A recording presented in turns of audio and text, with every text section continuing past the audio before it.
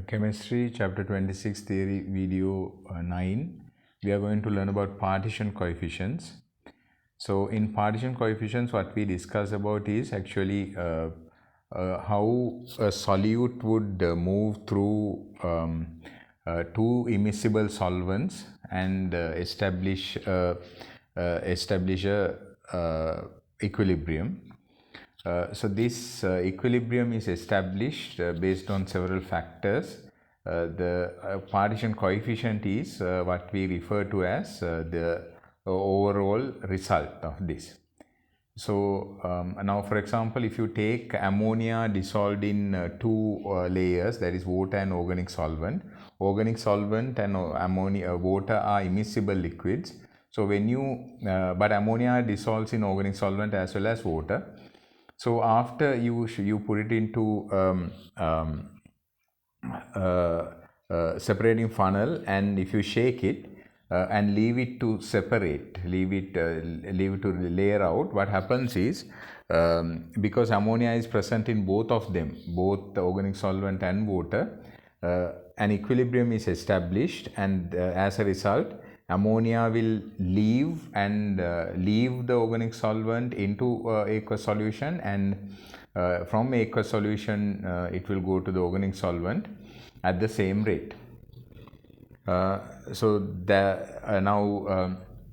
if you consider this equilibrium, and if you calculate the equilibrium constant, we get Kpc value, that is known as the partition coefficient.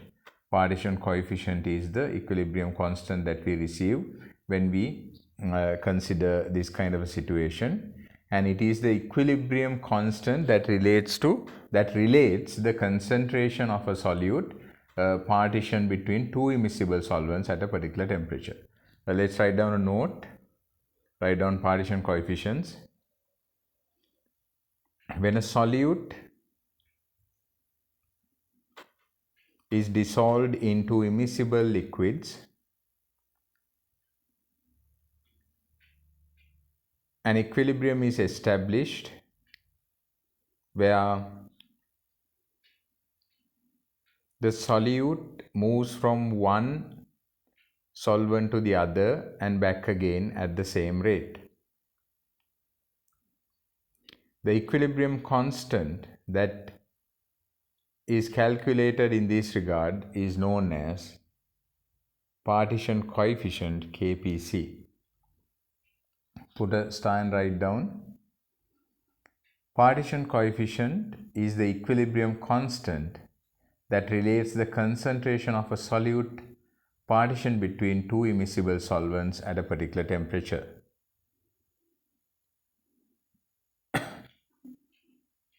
So now, before we move on to anything else, let's go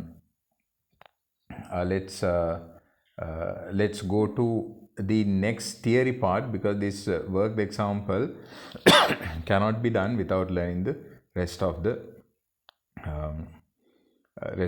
theory. So now, what affects the value of Kpc? So the Kpc is not exactly a constant for all the solutes. It will depend on the relative solubilities of the solute in the two solvents. So when we dissolve something, or when we dissolve a solute in solvents, what happens is the relative solubilities will define how much is getting, the Kpc will be defined by how much is getting dissolved in these two. Now, when you take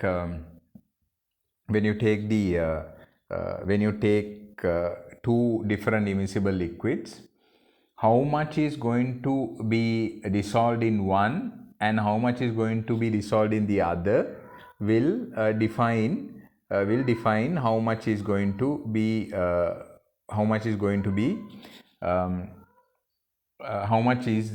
the value of Kpc. we know that solubility will depend on the strength of the intermolecular bonds between the solute and the solvent. That is going to depend on the polarity of the molecules of solute and solvent. For example, if you take ammonia, it is a polar molecule that forms hydrogen bonds with water. So that means it is going to be very much soluble in water. Ammonia is less soluble in organic solvents such as trichloromethane because the bonding that exists between ammonia and the solvent is going to be permanent dipole, which is weaker than hydrogen bonding and more difficult to be formed. So as a result, the partition coefficient Kpc, ammonia NH3CHCl3 trichloromethane upon ammonia aqueous is going to be less than 1 because the ammonium CHCl3 that is trichloromethane is ammonia in trichloromethane is less than the concentration of ammonia in water. So because bigger one is getting divided, so as a result it is going to be less than 1. Then if you take iodine, it is not something that is going to dissolve very well in water. Iodine water bonds will have to be formed when it is to be dissolved, because hydrogen bonding that is there between water molecules is not going to be broken to allow that to happen, because hydrogen bonding is very strong. Iodine will dissolve in organic solvents such as cyclohexane but more easily. Because iodine is going to form quickly, it is going to form very quick dipole-induced dipole bonds with cyclohexane. So as a result, it is going to now if you take the iodine Kpc, if you calculate the iodine Kpc, it is going to have iodine in always remember this aqueous part is comes down under. So then iodine, it is not a universal constant, please remember. It is X solvent A, X solvent B. Okay, it is the usually when you take when you compare it with water comes at the bottom. So then iodine in cyclohexane upon iodine in aqueous solution will be greater than 1 because iodine is more soluble in cyclohexane than in water. So if you take a solute X partition between two solvents A and B, equilibrium expression is given by Kpc X solvent A upon X solvent B. The solute X should be in the same physical state and molecular state in both solvents. That will help you out to understand how it is going to happen. But before that, let's write down a note, and after that let's go to the worked example. Write down partition coefficients. You wrote the note for that. Let's move on to this part. What affects the value of Kpc? The value of Kpc depends on the relative solubilities of the solute,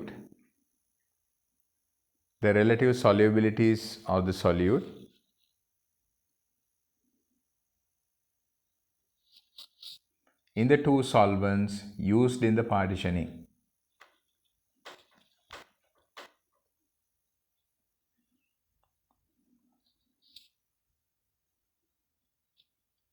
Put a leave a line, put a stand right down. Solubility depends on the strength of the intermolecular bonds between the solute and the solvent. which in turn depends on polarity of the molecules of solute and solvent.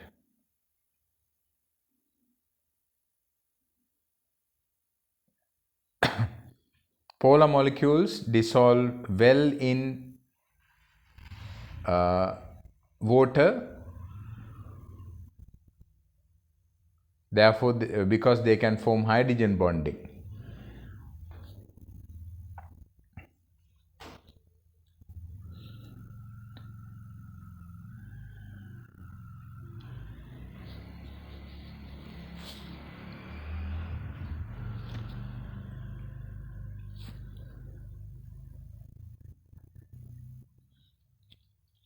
Do you line and write?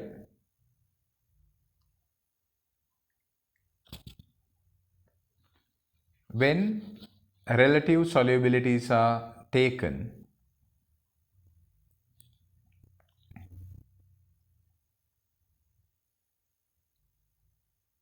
if the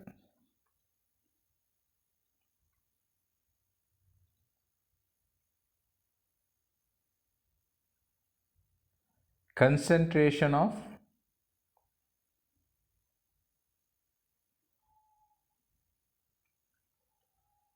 the solute present in one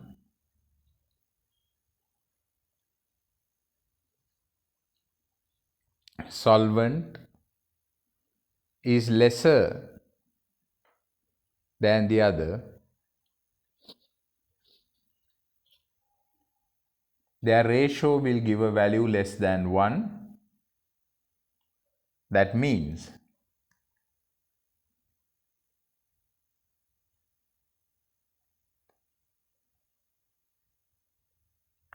the solute is more soluble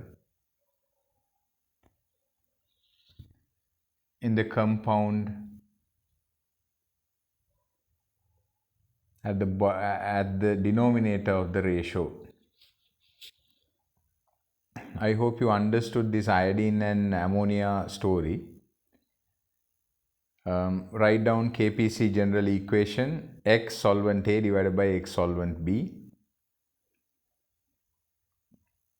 Now let's go to the worked example. You can write down this worked example, so that will explain this better for you than giving you a note about iodine and ammonia. Now here what happens is 100 cubic centimeters of 0.1 m solution of ammonia in water 20 degrees Celsius was shaken with 50 cubic centimeters of an organic solvent and left in a separating funnel for equilibrium to be established. A 20 cubic centimeter portion of the aqueous layer was run off and titrated against 0.2 mole per cubic decimeter dilute hydrochloric acid. End point was found to be 9.40 of the cubic centimeters of the acid. What is the partition coefficient of ammonia between these two solvents at 20 degrees Celsius? So what you need to do is you have to figure out what they are asking. So they will confuse you as much as they can.